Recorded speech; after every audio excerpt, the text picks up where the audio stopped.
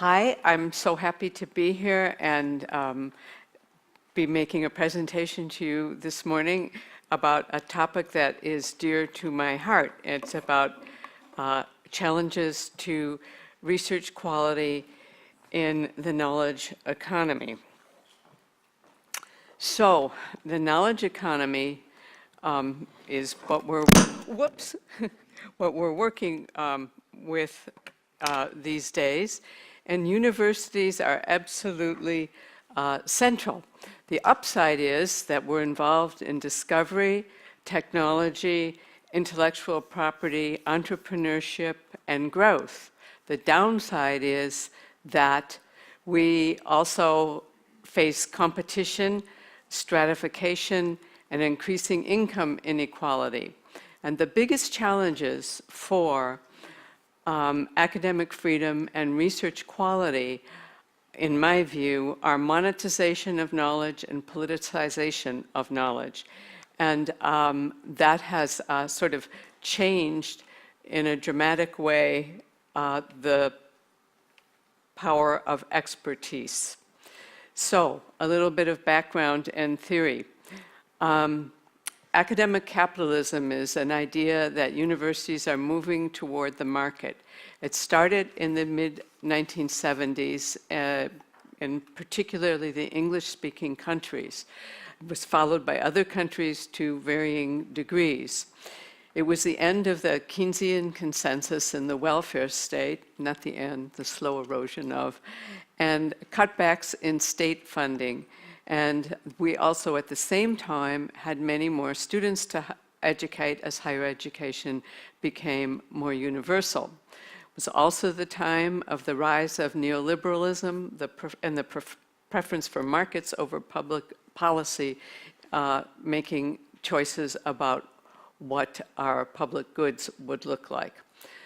Universities, faculty, and staff were forced to compete more than previously, not only for external resources to augment funding for universities, but with each other to secure position and prestige in academe. For monetization, what has happened over time is that prestige and money have become inextricably intertwined. There was a period where you could have prestige without money, but that becomes increasingly difficult in the day of big science and big data. You need money to do evidence-based sciences. You have to get money to win promotion and tenure in many cases. In the US, if you don't have grants by the time you come up for your review for tenure, in many cases you're not a viable candidate. And there's a growing preference for entrepreneurial science in terms of reward systems in universities, and certainly in terms of public policy in many countries. So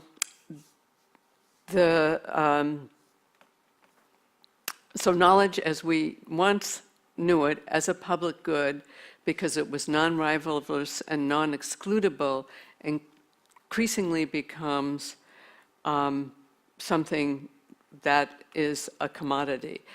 And Paul Stefan, an economist, said that I estimate that in 2007 alone, approximately 400 faculty members received $650 million in royalties from mega licenses. So, you know, now you have these faculty members who are princes and princesses of the new economy and sort of creating new role models. And then there's always politicization, as we know in the US. And there is our leader saying, and those scientists, he's speaking about climate change, we can't trust them because they have a really, really big political agenda. And that's a direct quote. So knowledge is no longer regarded as something that's expertise and evidence-based by politicians and generally by the public, in the sense that it's perceived as having political dimensions. So some of the problems that we're facing, which make research quality subject to competition, monetization, and politicization are increasing numbers of scientists, which you see here, going up across, let me see if I can get this to work. Oh well, but they're going up across all the fields, more or less, except I think education, and decreasing numbers of jobs. They're all down, including the sciences, no matter what we say about needing more STEM people. The greatest drop is in education, which 10 years ago made up 15.8% of new doctorates. So they're decreasing number of jobs, especially full-time tenure-track jobs for new PhDs. The percentage of science and engineering doctorate holders employed in academia who held full-time faculty positions declined from about 90% in the 1970s to 70% in 2015. Those who are on the tenure track are much more likely to list research than teaching as their primary activity, and that's of course because they're focused on entrepreneurial science, grant getting, and publishing in high impact journals, and the people who do the teaching are increasingly contingent faculty. So the US academic force, as you can see in the last bullet point, has also aged, and there are fewer young faculty, of course. So at the same time, when we're pushed to get money and more money, research and development dollars are in decline in the countries that produce most of the science and engineering publications and so on and so forth. You can see North America and you can see Europe declining. Research funding is much harder to get. 41% of doctorate holders received federal research support compared with 48% during the late 1980s and early 1990s. For new doctoral recipients, that's even harder for them to get money, and federal research support is less available for people who do not have tenured positions. Yet demands for publication have gone up and up in all of this. So some counterproductive strategies that faculty members may use to deal with all these hurdles challenge research quality, which lacks a T there, sorry. So one is risk aversion. When success rates for journal articles and grants are low, as has been the case for many years, I think acceptance rates in high impact journals, the decline rates are about 90%. Researchers and reviewers go for the sure bet and choose incremental research. Sometimes they publish many articles by parsing out their data and chunking it into the smallest unit so that they can get lots of publications rather than dealing with big problems and issues. And publishing only positive effects is something people usually do because journals want that.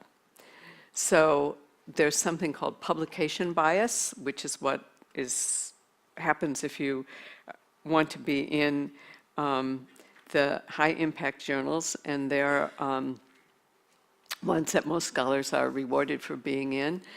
And they have these very high rejection rates. They look for big effects and results that are novel, that may lead faculty, particularly those who can take risks, like perhaps those at elite universities, to exaggerate effects. And they favor positive effects, which shapes the quality of the research we do, because many people try to produce this. And scholarly journals also have problems that affect the quality of research. Until the mid-1970s, scholarly journals were usually owned by learned associations. I mean, I don't even think they used the term owned. And university presses were not expected to be profit centers as they are now.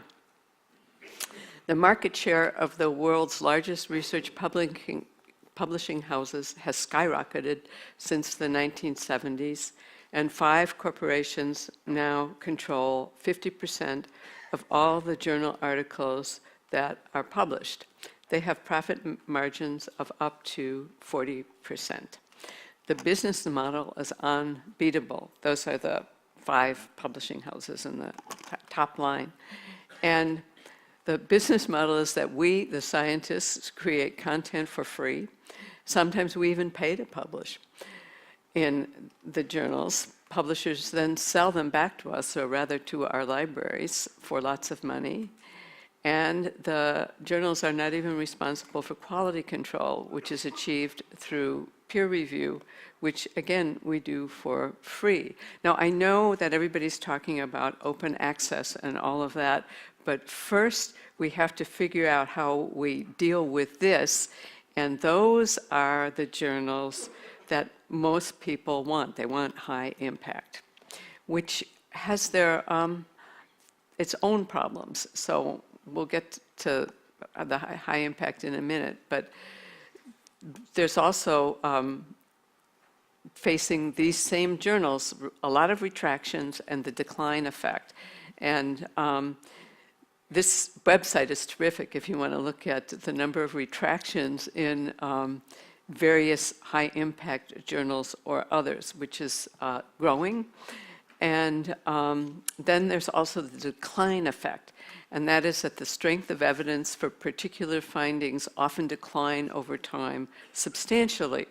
And many people think that's because of looking mainly for positive effects and big effects when you're dealing with your data, and then in the end, not only do you have decline effect, but you have a lack of replication studies that, and when there are such studies, we find out that things are not reproducible and you can't replicate. And it usually happens, the studies that try to replicate are usually in lower ranked journals than the initial studies, so they don't even have any as much impact as they would normally. This is Anil Jaswal, a former University of Maryland cancer researcher, and he was for the site I just mentioned, for the retraction watch. He was up to 21 retractions, one of the highest ones, and most of them were for image or data manipulation that was fraudulent, and he left the university about a year ago. So it's just to give you an example. And here's a critique of the high impact factor. Again, I have a A there. I couldn't use my spell check this morning. So it's a formula, the impact factor is a Thomson-Reuter formula for ranking journals. In some cases, it is not calculated, but negotiated, and it's editors talking of journals, talking with Thomson-Reuters to say what they're going to count and not, and that affects the impact factor, sometimes up to about 20%. You can't often reproduce the impacts that are claimed from this, and it's not mathematically sound according to the American Mathematical Society. It's a relatively strong predictor of subjective evaluation of a journal. In other words, we think they're really important, but it isn't a good predictor of citations, and the higher the journal rank, the higher the likelihood of fraud and misconduct in retracted publications and possibly other ones. And again, this is, people think, because it's so competitive and people are so eager to get in them that there's fraud, more than we would think.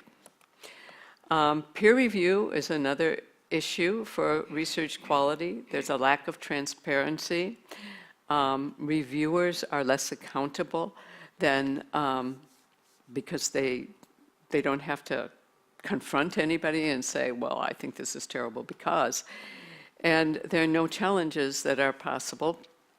It's increasingly permitted for authors to suggest reviewers, especially in highly specialized areas, which is very problematic because everybody knows everybody and everybody has their own agenda. And it's also possible to fake reviews when you do this, which I didn't know before I was reading up on all of this. And there's pressure to publish quickly on the part of editors, and sometimes they make bad choices of reviewers and don't look seriously at their qualifications and the like. Access to data is another issue for quality of research. Increasingly, there are areas of enclaved data where in research partnerships with corporations, only the corporation and the academic researchers working with them have access to the data, and it's held by them, and nobody else outside can do that. Sometimes intellectual property is shared, sometimes you can't figure out what they're doing with the intellectual property. Public data has become a product. Things that I used to be able to get for free on the clunky government internet set is now packaged and charged for, often at prices you can't pay for without grant money. Data becomes ever more costly, and when we have big data, information in general becomes monetized because every piece of information has market potential. So in the US, we have an increasing preference for proprietary knowledge. This is a wonderful book that deals with the change of this and a qualitative study that's very good. We also see more patenting, more invention disclosures, more university applications for patents. And I think the most interesting thing is the last bullet point. US business researchers, sector-based researchers, produced more than 50,000 peer-reviewed publications in 2016, and almost half were co-authored with university researchers, again showing marketization and monetization because these are on topics of interest to both. How did this all come about? It's sort of in the US and the EU, the usual culprits. It's sort of policy groups and think tanks that wanted to push academe to be closer to markets, to develop economies, and to do entrepreneurial work that ultimately often becomes proprietary work. As a European minister said, knowledge is raw material. So to complicate matters, there are many new forms of intermediating organizations in the US. And if you have things like this in Europe, I couldn't figure it out. Too many countries, I just couldn't figure it out. So if you know things, please let me know. So it's dark money foundations and think tanks tied to the rise of the radical right. They often operate through billionaires' personal foundations and are able to contribute millions to universities to foster these causes. And without even disclosing the source of funding. These are some of them, families that are involved in this. And so it's not like the Business Higher Education Forum anymore. These are these personal foundations for which the donors get total tax breaks. It's just astonishing. I would give the details, but it would take too long. So the Olin Foundation said, and this is really important, that he's a trustee of a university, right, Cornell, and a grad, and he said, campuses are overrun by scholars with definite left-wing attitudes and convictions. Olin agrees with Hayek, the radical right Austrian economist, that to conquer politics, one must first conquer the intellectuals. So he and his foundation manager and many others developed a beachhead strategy. And the key was to fund the conservative intelligentsia in such a way that it would not raise questions about academic integrity. Rather than trying to buy a chair or dictate a faculty appointment, they decided instead that conservative donors should look for like-minded faculty whose influence could be enlarged by outside funding, which has happened a great deal. Then there was the law and economics program, which says when you're evaluating law, you have to evaluate the economic impact of the law. You can't just go for what you think the law itself might mean. And it moved American jurisprudence far to the right. Kavanaugh was a product of one of these programs, the new Supreme Court judge. So the Olin Foundation spent lots and lots of money on this, and you can see all the universities that he gave money to, largely elite universities. The largest donation of $18 million to Harvard was happily accepted by Derek Bach, and universities have had no difficulty in getting professors to sign on to these programs. The Koch brothers are other very famous persons for dark money, and David is a lifetime MIT trustee, and Charles is on the board of the Mercatus Center at George Mason, which he funds. And they want more for their money and a greater voice in how it is spent, and they want it to be spent on policies that foster market fundamentalism. And we can't even find out about this because George Mason has this intermediating foundation which holds the money for the Koch brothers center there. And it has a memorandum of agreement because it's kind of off the campus, it's semi-independent. We can't even find out what the conditions are. The challenges to research quality and academic freedom posed by intermediating organizations are numerous. The far-right foundations use money with deliberate intent of reshaping academic knowledge by supporting professors who support their viewpoints. Few universities have turned down these gifts, and professors have not been reluctant to take positions in departments and institutes funded by them. Knowledge is both monetized in that market fundamentalism is promoted, and politicized in that ideology is the test for support by these radical right intermediating groups, which are numerous. So the other big thing I see as a problem is neo-nationalism. And violence and/or war drives populations to migrate. Segments of population in the receiving state define themselves as the legitimate people, and that they have solidarity or extended family knit together by obligations of mutual support, and the others don't count. And they are united through a common destiny and shared culture as part of the neo-nationalism, both in the United States and in countries in the EU right now. And it's also marked by wealth inequality. So I sort of will skip that and move to specific challenges to research quality in the EU stemming from neo-nationalism. So rather than intermediating organizations, which are playing this big role in the US, like the foundations, state and political parties often challenge academic freedom and therefore research quality in neo-nationalism in Europe. And in most cases, political parties seeking to expand their hold on national states, approaching the brink of war, at war, or threatened by waves of immigration, try to stop critique and dissent in academe on the parts of both students and faculty. A big case is in Hungary, and this is when Orban is trying to shut down the Central American University, and protests is occurring there, and they are asking help, which they need. And what happened there, I'm sure you all know.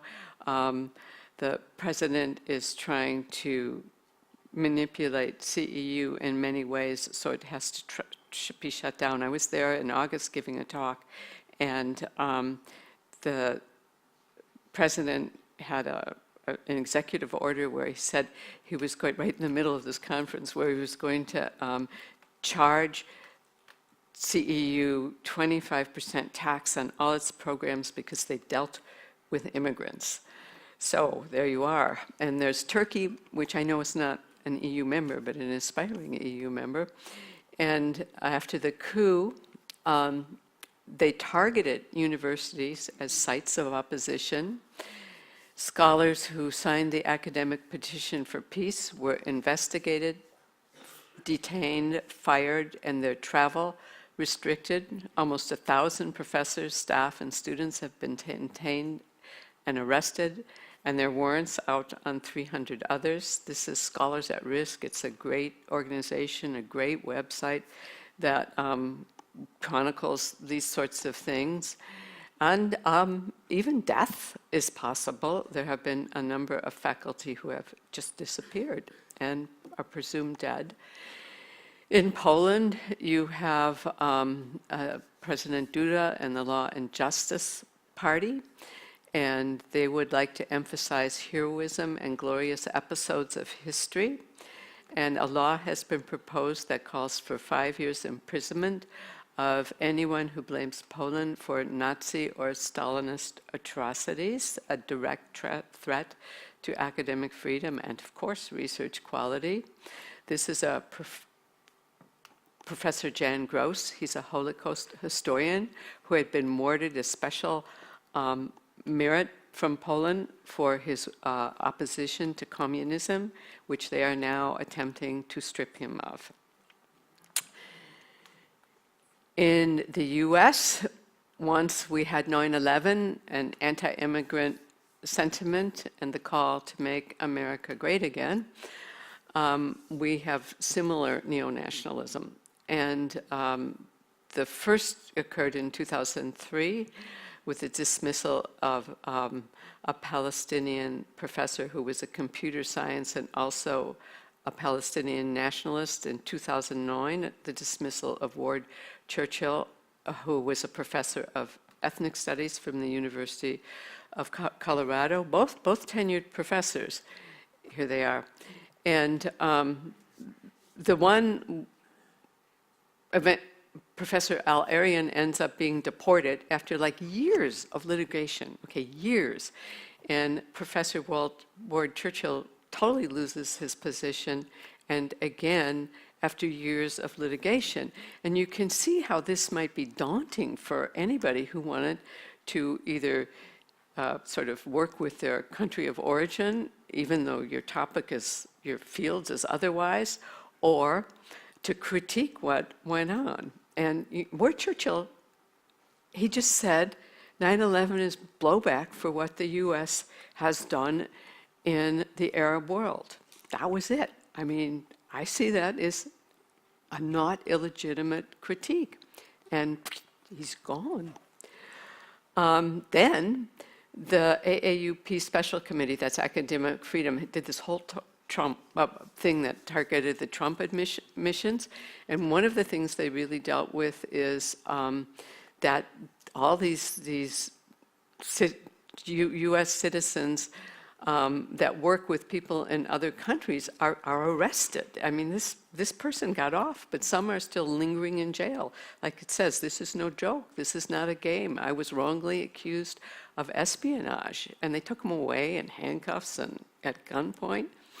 This is Professor Michael Mann, a climate change scientist at Penn State. And he made a case for climate change, and he has been harassed for like 12 years in the courts, in and out of the courts.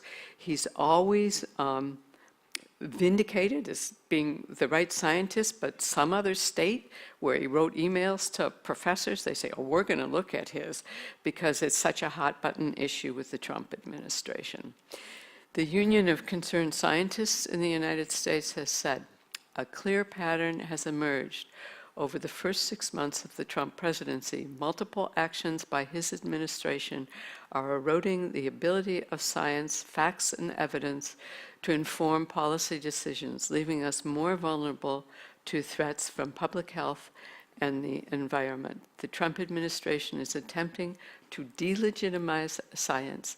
It is giving industries more ability to influence how and what science is used in policymaking, and it is creating a hostile environment for federal agency scientists who serve the public. So these are what I see as the major challenges of neo-nationalism for research quality and academic freedom.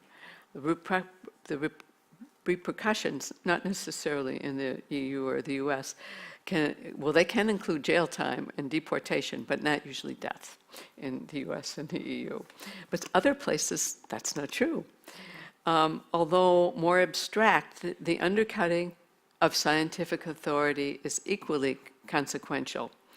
Criteria other than evidence-based scientific judgment are increasingly used to inform far-reaching public policy decisions. Neo-nationalists often prefer ideology unchallenged by evidence. Thank you.